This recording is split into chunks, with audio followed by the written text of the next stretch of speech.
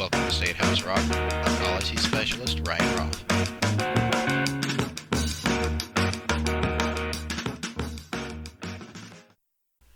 Governor Pritzker gave his State of the Budget address on Wednesday virtually in a historic first.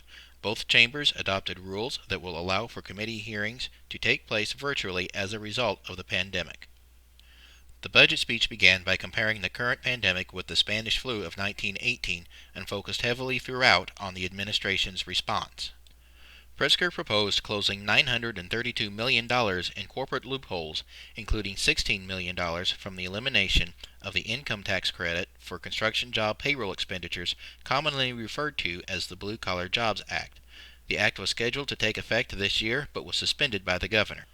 The governor's budget projects nearly $42 billion in revenues for the upcoming fiscal year.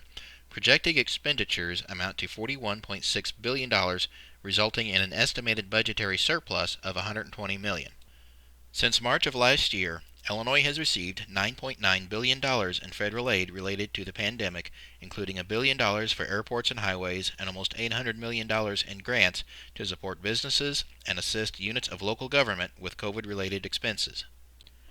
Governor Pritzker requested a standalone FY21 supplemental bill of $60 million in federal funds to fund operations and technology upgrades for the Department of Employment Security this year. A second request of $73 million in federal funds is being requested for the FY22 budgetary year to continue this work.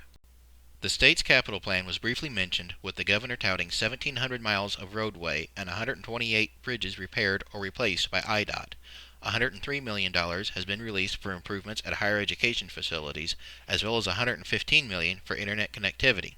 In total, $4.3 billion is available for FY22 capital appropriations, with about $3.5 billion of that going to IDOT. Former House Speaker Michael J. Madigan has announced that he will resign his seat at the end of the month.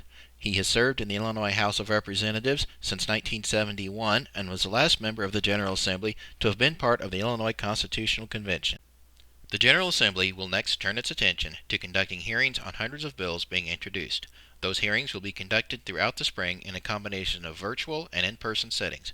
We will keep you posted as issues develop.